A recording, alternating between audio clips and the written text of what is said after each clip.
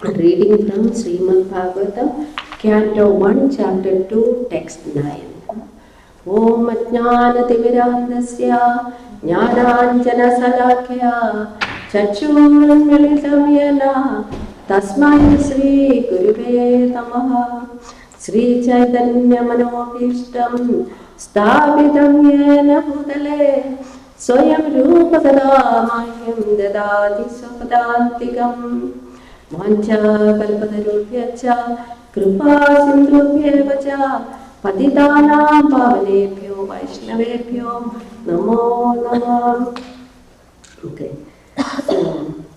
Namo Vishnu Padaya Krishna Prasthaya Gopalisnaya Krishna Swami Dinami Namo Vishnu Padaya Krishna Prasthaya Gopalisnaya Shila Bhakti Vedanta Swami Dinami Namaste Saraswati Devi Gauravani Pracharine Nirvishesha Shunyavadi Pachatya Desaiti Tarine Mukam Karoti Vajalam Pangam Langede Girim Yatkripa Tamaham Vande Sri Gurum Dinatarinam Paramananda Madhavam Sri Chaitanya Ishwaram. Okay, now we read the verse. धर्मस्य ह्यापवर्गस्य नार्थो अर्थायो उपकल्पते नार्थस्य धर्मैकान्तस्य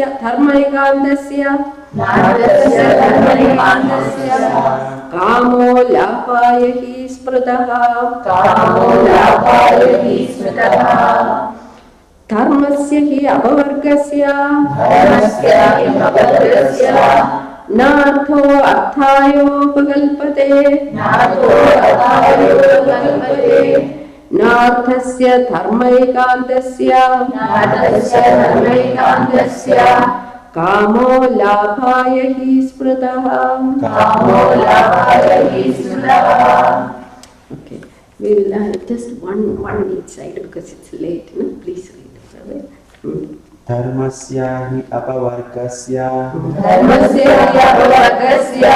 nartho arthayopakallpate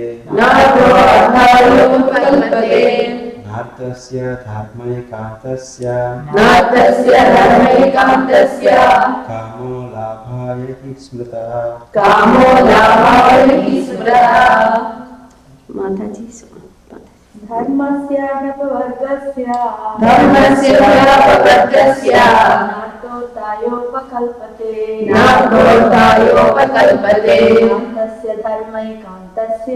narthasya dharmaykantasya kamo labhaya hi smritaha.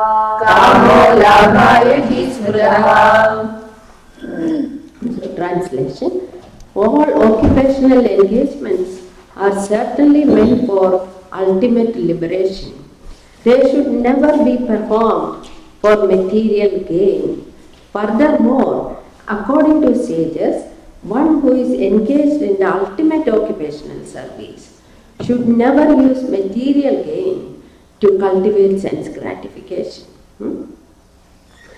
So, we will read the purport and then we will go into the details. We have already discussed that pure devotional service to the Lord is automatically followed by perfect knowledge and detachment from material existence. But there are others who consider that all kinds of different occupational engagements, including those of religion, are meant for material gain. The general tendency of any ordinary man in any part of the world is to gain some material profit in exchange for religious or any other occupational service.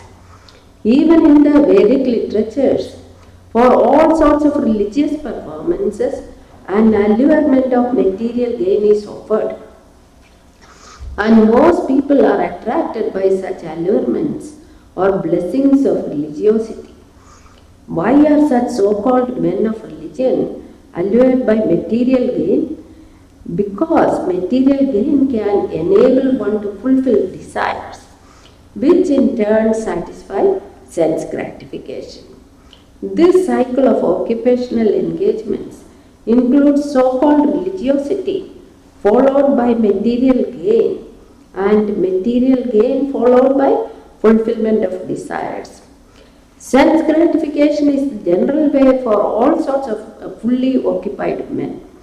But in the statement of Sudha Goswami, as per the verdict of the Srimad Bhagavatam, this is nullified by the present shloka. One should not engage himself in any sort of occupational service for material gain only, nor should material gain be utilized for sense gratification. How material gain should be utilized is described as follows. So this verse is very much,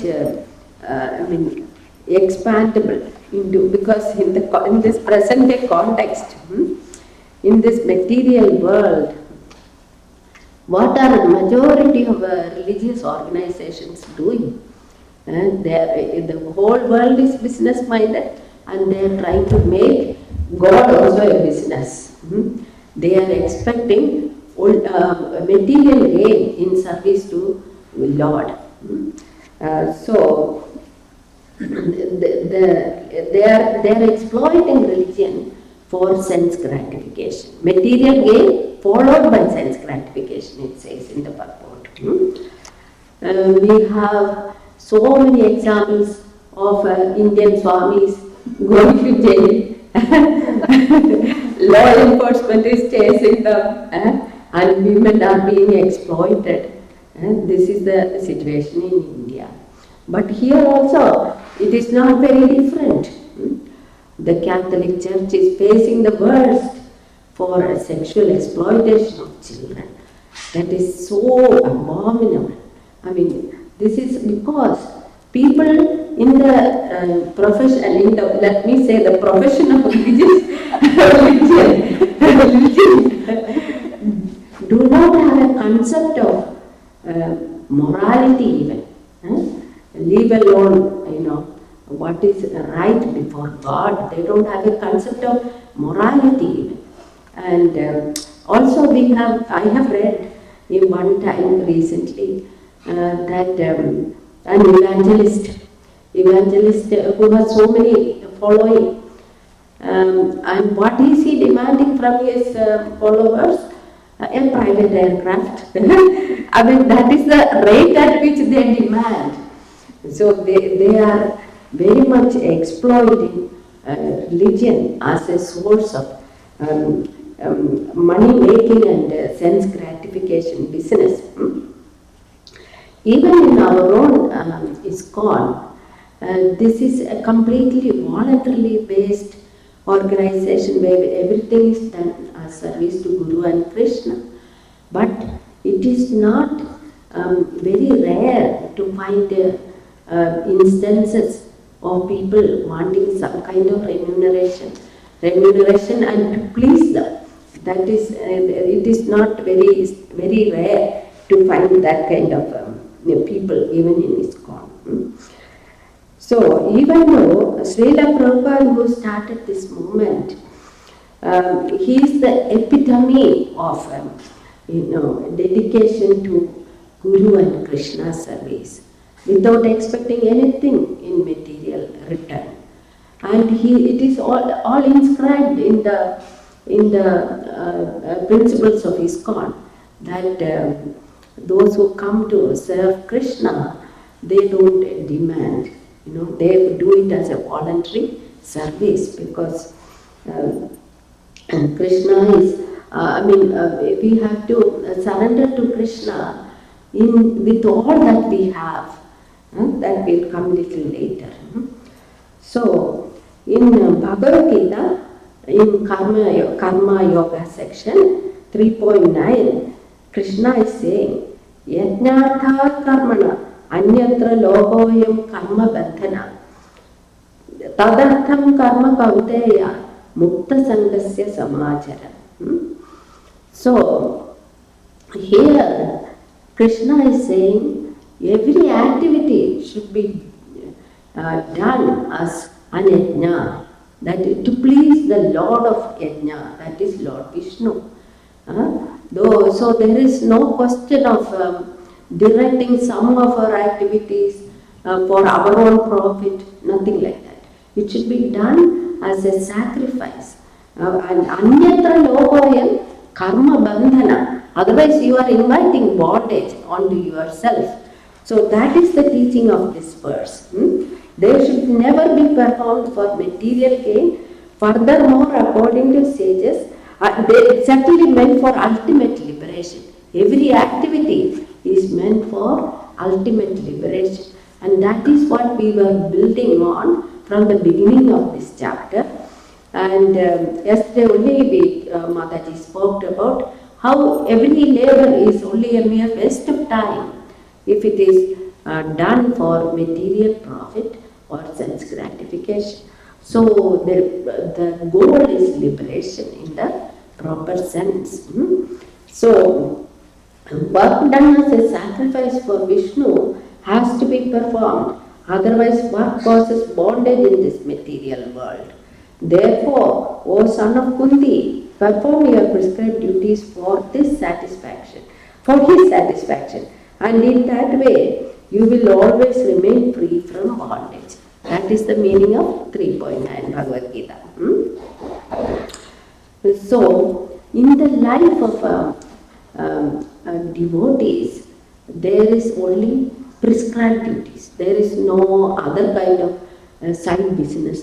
We are all, the devotee's life is according to discipline, according to Varna and Asrama. There is no room for sense gratification there. That is for one's own. There is no activity performed which is not for the satisfaction of Krishna. So, Rishikena, Rishikesa Sevana. That is, we are engaging our senses in the service of Lord Rishikesa, not for any kind of selfish motives. So, in this system, there is no room for accumulation of material gain for the brahmachari or vanaprastha or sannyasi. Only in the grahasthasrama stage one has to engage in some occupational duty to support one's family and not collect for more and more. Material, that is the mode of material acquisition beyond one's necessities is coming from the mode of passion. And where is liberation in the mode of passion? So we are trying to go beyond the modes of material nature and not work under the modes of material nature. Because Krishna tells Arjuna, Nistraihunya Bhava Arjuna. What is that verse? Nitya Yukto Sattva. That is Nitya Sattvasto. So that is, first of all, Arjuna, you rise above the modes of material nature and then you are in a safe place. So we have to look inside. What is the motivation for my doing such and such things? And that means we have to go a little bit into the first line of this verse. Dharmasya apavargasya na arthartha upagalpade apavargasya. That is, pavarga is for the regular karmi, is the regular karmi's mentality. That is, what is pavarga? Paipa, baipa, ma. Pa is for parishrama. Murdakali Mataji will teach me. Pa is for parishrama. Pa is for what, Mataji? Pena. That is, parishrama means effort, like a donkey. We are doing this, that kind of thing, mentality, Of course, if we say, he's a hard-working man, that is a good attribute. That's a good attribute for a person. He's not lazy, at least, So, parishrama, and then pena. That means these animals, they will even have this, their form. That is that much work you have to do. to fall for roti, kapda, makan. Everybody is working 24 hours. They are on call at work, So that much work. Ba is for that is the next one. Bandha, correct. And the next one is bandha. That means we are inviting, going through this parishrama, this laborious process and inviting further slavery for the soul. More and more entanglement in this material world, Then pa is for fire. That is, we have to protect our assets, what we have accumulated, because the thieves will be straight after you. If you have a new car, they will damage it somehow with the expensive car. Similarly, everything. This is the capitalist problem. The labor class, they will be attacking you. So many poor people will be attacking you. So the high capitalist mentality. And then finally, even if you are able to protect those things, when mrityu comes, ma is mrityu, death will take away everything. So there is no holding on to anything in this material world. Still, people are so much in laboriously working. Everybody knows early morning you should be for offshore people, and for production weekend you have to be working from Friday midnight to Sunday afternoon. Similarly, what about the residents, people who are doing residencies? Oh my God! So I mean, and the people who are in the working for high software companies, they give even food so that you don't go home. And everything is provided so that you are completely here for the release time. So this world is full of a business place, a marketplace. But there, people are thinking that this service to God is also a business, and trying to misguide the population in general. So, as far as devotees are concerned in ISKCON, and we are on the proper platform. We know that we are being trained to go from that Kripana platform to the Brahmana platform. Kripana is one who is acquiring for material sense gratification, but Brahmana is one who is situated in the proper knowledge platform, and he is not expecting anything for giving that, distributing that knowledge. So, and then in this trail, we are, that is a steady progress.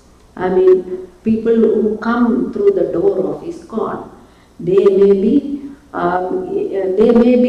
there are all class of categories of people. As Krishna says, Arthati, Jijnasu, and then Artha, all kind of people come to Krishna, but they all get eventually purified, knowing Krishna to be the goal of life. And what is the path to serving Krishna? By pure devotional service. So we are followers of Lord Chaitanya, and Rupa Goswami has taught us.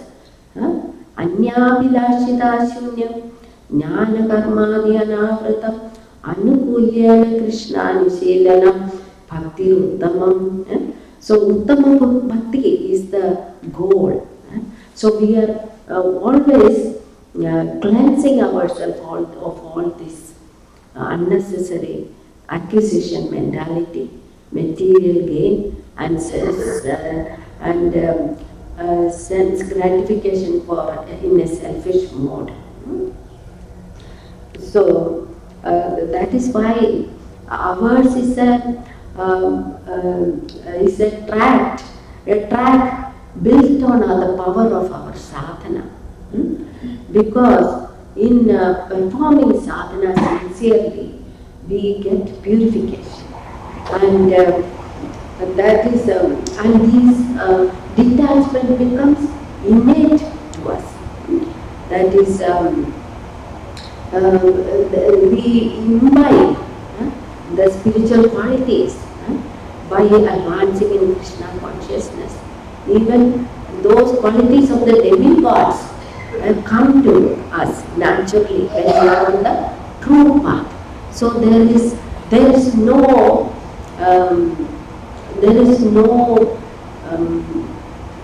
modification of in the ISKCON agenda. Nobody is allowed to mix. This is okay, that is okay. No, this is the path prescribed for you. You advance in that straight line and go from in the ladder of the Karma Yoga, Jnana Yoga, etc. You are advancing towards the pure devotional service, as Krishna has taught us in Bhagavad Gita. And so there is no mixture of even karma or jnana. There is no scope for all this, adulteration in serving Krishna. It is a pure mentality of a servant of the servant of the servant. And what is Lord Chaitanya, yesterday Mataji was going through, Lord Chaitanya does not even accept dharma, kama, moksha.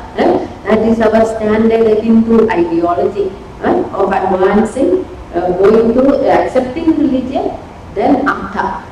That is accumulating one's some wealth for sense grant, kama, so that the material desires are satisfied, and then you search for liberation. Kama, I mean liberation, moksha is the last stage. But Chaitanya Mahaprabhu says even that is external. We have to develop pure love of Godhead. And that is according to Chaitanya Mahaprabhu, we are all Jivara Swarupa Hai, Krishna Nitya Dasa. So all our effort is to realize that Swarupa form, that is, I am eternal servant of Krishna. And how can I serve Krishna? That make a demand of Krishna. So service, that is unmotivated service, devotional service. Then we are always trained to serve. Dasanu dasanu. Gopi patru padagavalayo dasanu dasanu dasa. That is your identity. That is so in the mode of the gopis. They will give anything for Krishna. They are not expecting anything from him. So that pure love of God, that is our goal. So there is no room for sidetracking our main goal in getting sidetracked. Though in Bhagavatam 2.310 verse, Krishna says, the verse says, Akamo sarvakamo mokshakamo udarani tivrena bhakti yogena yajanti purusham. That is, you can be without any material desires or full of material desires or even desiring moksha, liberation. But then what is the process? Tivrena bhakti yogena yajanti purusham param. That is the whole principle enshrined in both Bhagavatam and Bhagavad Gita. That is, we have to get purified of anything other than pure devotional service to the Lord, pure loving devotional service to the Lord. And then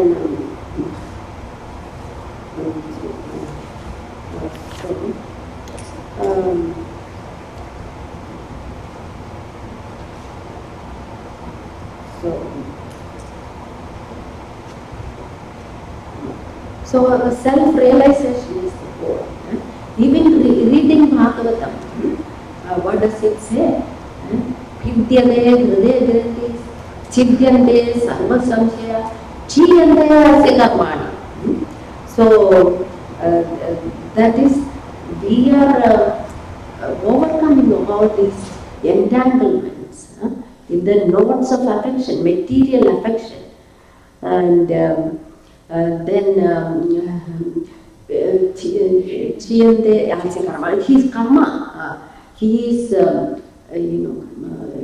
pulverized. His tendency to material indulgence is pulverized in the firewood of devotional service to Krishna. So when we are from class 1, children, we are taught this one. Where is the scope for exploiting religious, divine service? So this is there is something wrong, very definitely wrong. If those swamis, people even today go chase after those swamis, and we can only be grateful that because of Srila Prabhupada's educational, institutions spreading very many, even every state of India has so many schools and centers. So through that, there will be an awakening, and the young generation, very many young people. In my generation, we were straight after that, the British English education. I went to convent schools. I had moral science class, no Bhagavad Gita class. Now, even in the IIT, at that time in the IIT also there is no ISKCON or anything. So now in the IIT there is ISKCON classes, ISKCON in devotees, so many we have seen. Krishna Smarana Prabhu coming here. So many IIT students are devotees and so many. So it is true education in spiritual matters. And defining the goal of life. It is the love of Krishna that we are searching. And then we don't have to separately search for liberation. Because once you attain the goal of Krishna Prema, when liberation stands at the door of the devotee with the hands folded, that is what it says. So I think we can, any question, you can comment, you can add. This is my short description.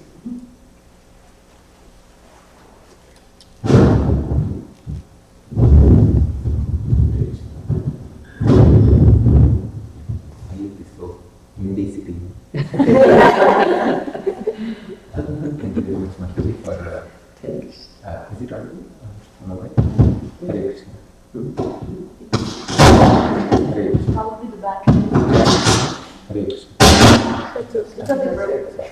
Thank you, Mataji, for such an enlightening class. Actually, I see that you have reminded me of all the standards. Actually, like this is what is meant to be done, and that is very wonderful because these shlokas are very important. I think in the entire Bhagavatam, such a thorough description of dharma, artha, kama, moksha are given, and with their purpose only in this section, and very directly. And I think these verses are in the book called Dharma, the Sword of Knowledge, which is a very powerful book, one of my favorite books actually. So when you were speaking all these things, many thoughts were going on in my mind which are related to this. One thing which I wanted to share is that these Chaturvida Purusharthas, Dharma, Artha, Kama and Moksha, they are actually given in the Shastra in such a way that we are supposed to actually balance Dharma and Artha as one set and Kama and Moksha as one set. So that's what I was hearing in one of the Artha Forum lectures of His Holiness Radhanath Maharaj, where he said about earning with integrity and spending with compassion. So it's a very balancing statement actually. So people are either into complete earning, or in the name of so-called charity, they keep giving because they have so much money. So they don't actually balance things. So the point is like we have a tendency to earn money, but that should be done with dharma. And then we have a tendency to enjoy material desires, that is kama, and that should be balanced out with the desire to get moksha. So if these things are properly balanced, dharma with artha and kama and moksha, if they are balanced properly, then I think we can also engage our tendencies to gain artha and kama in spiritual life. So that is not like something which is wrong, or because like as you said in Grihastha sometimes mostly it is required. But the whole civilization today is in such a way that they forget dharma and moksha, they get artha and kama together. This is a very dangerous combination actually. That is the world out there today. So they gain artha for the sake of kama. So because of which everything is spoiled actually. So the higher goals of dharma and moksha are left out. Because of which there is so many problems in the society. Like I think you spoke about some things on how it goes on in the IT industry. So, for example, maybe I'm not much aware of it, but I can understand devotees responding nicely. So, when there are deadlines and all, it will always be difficult to cope with. And the Pavarga which you mentioned was really wonderful. That just reminded me. One last thing which I wanted to mention is that these standards what we are speaking or what Bhagavatam is setting is very wonderful, and it is to be followed by everyone. Yes. But somehow, in my opinion, maybe it is wrong, that I feel like when we have many devotees or people joining ISKCON Yes. on a daily basis. Yes. But then we need to have a very strong training program for them to actually Yes. come to this standard. Yes, Instead exactly. of so many times it happens like people come into ISKCON and say, okay, now I am a devotee. It is done. Job is Yes, done. there's so training program and those guidelines for initiation and even sannyasa is given only after years of Yes. going through that one should become crystal clear Correct. in terms of the goals expected to define a sannyasi's life and to an initiated devotee. Then so I myself, I better not sit there. I think I'm not a perfect initiated devotee. I think myself. So, I mean, yes, it is very important those training, Otherwise it is just water. Just yes. So That even is now why- we can see in the ISKCON world that there is a kind of disconnect between those who are like Prabhupada disciples who know the standard from Prabhupada directly and maybe 2 generations later. Later. There is a lot of disconnect. They are not able to understand like how they are working. Yes, but yes, I also, of course, I think I also think Srila Prabhupada's disciples a must for as long as I am alive. I mean, they have some kind of, They have seen Prabhupada working. yes, and they are such super standards. Yeah. I mean, they are such super, standards, living standards, and ISKCON should protect itself, that its values will not be, going the drain in the course of passage of time. That is why it's that the postman who doesn't accept any, mix anything to the parcel that he has to deliver. That postman delivery is extremely important. That's a very, that is the quality that defines ISKCON. Initially, of course, a lot of people feel very discouraged. Oh, this is too much for me, I cannot go there. There has to be that will to persist. Even over a period of, time, you can get there, you can, shed most of your selfish, habits. And a lot of people have struggled, adhering to the regulative principles. Yes, everything. But as Krishna says, those who make me the goal of life, and they eventually become purified. Krishna says there itself. And there is one thing I have noted. In the Uddhava Gita, Krishna has said, Krishna says to Uddhava in Canto 11, 34 to 41, that one should offer to me whatever one acquires, and accepting oneself as my eternal servant, one should give oneself completely to me. So when we read Bhagavad Gita and then Bhagavatam and Uddhava Gita especially, there is we cannot miss anything there. Krishna has made it very clear, and Krishna has given what are the apavargas, that is how we can engage in our aishwaryas, what we have, whatever material opulence have, in the spreading of, in the worship of Lord, and that is in having good temples. For example, giving a brick to this temple will make us all very, purified, because this is the correct place where everything is being taught according to the Shastras. So such institutions, rather than hospitals and old age homes, etc., etc. We should have the young generation in the proper having a concept of dharma. My God, if you read Indian newspaper, you will faint. Mothers have no responsibility for children anymore. What is dharma? That is, people have no concept. Oh my goodness. That is the Kali Yuga. We cannot trust here to send our child to school and sit back, There is at least one organization called Mothers in Touch. Because mothers who keep praying for their children's security and well-being, even in America. So, what is our next generation facing?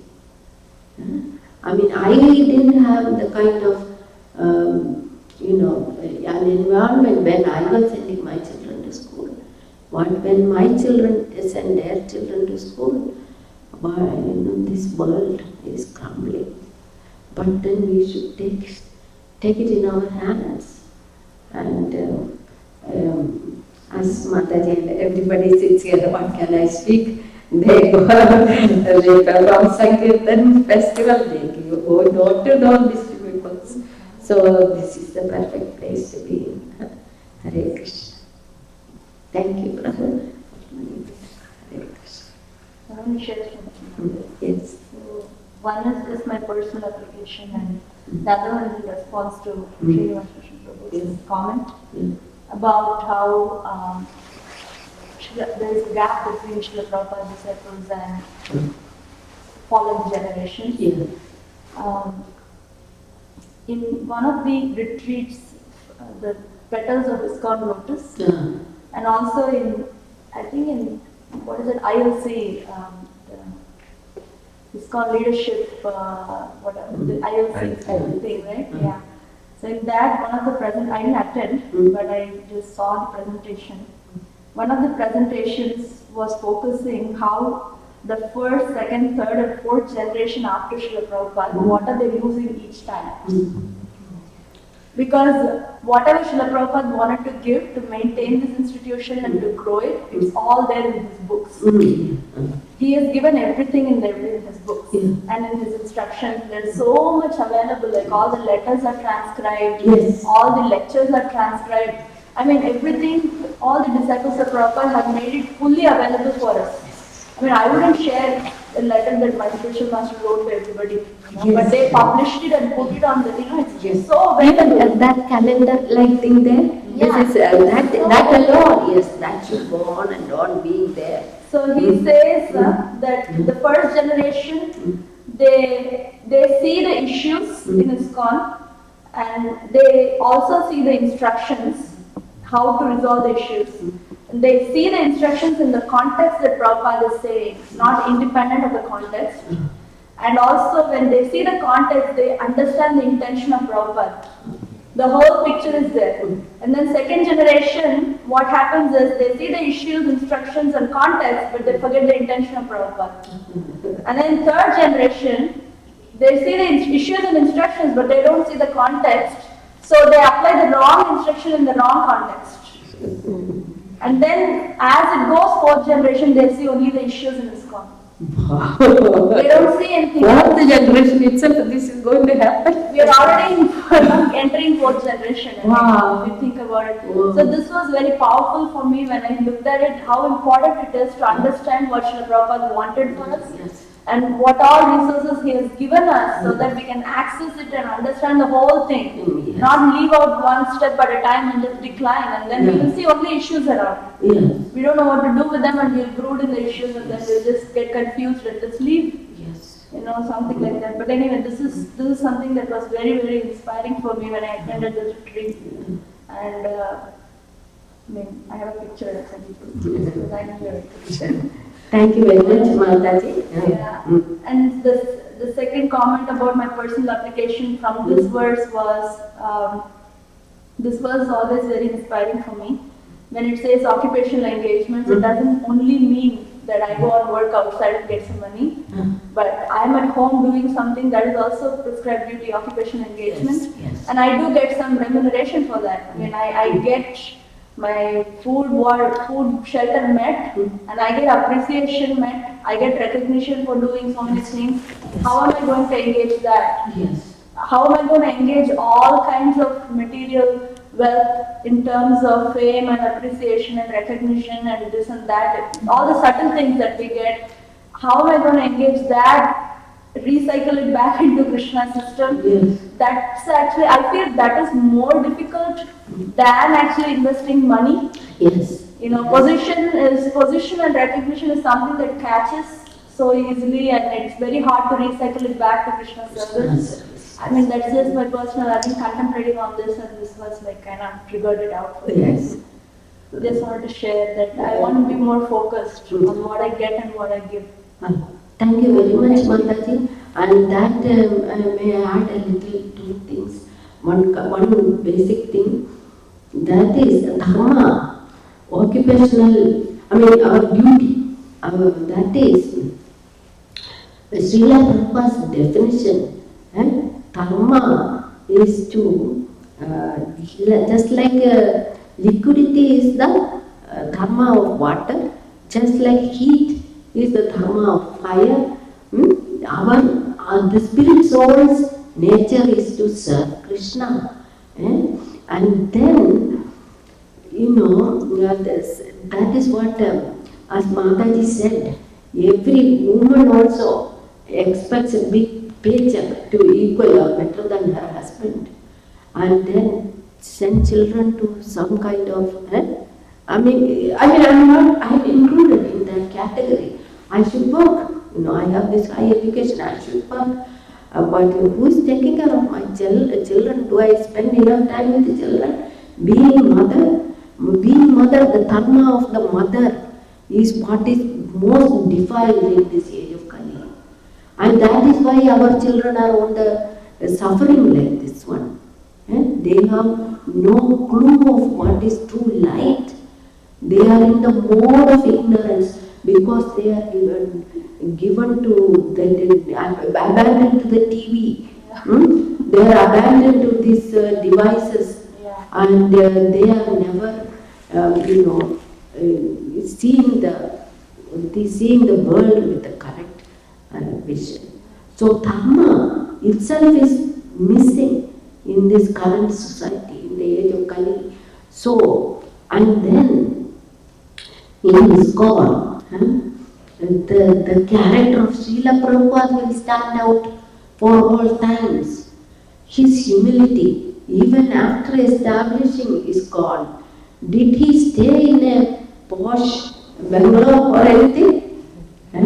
Did he accept so much money and buy himself anything for himself? So, he is the epitome of all that is meant in this verse, a pure devotee, a servant of God, whose only this thing is to pass on that torch to the next generation, so that basic humanity will survive in this earth. Srila Prabhupada said we should chant so that there will be rain. Even to have, because dharma is soon losing all its legs. Only truth, little bit enough. There is no mercy, compassion. So only truth, little bit remaining. So we have to, I'm so happy to be sitting amongst you all, such wonderful devotees. And I'm so happy when I look at you all. Hare Krishna.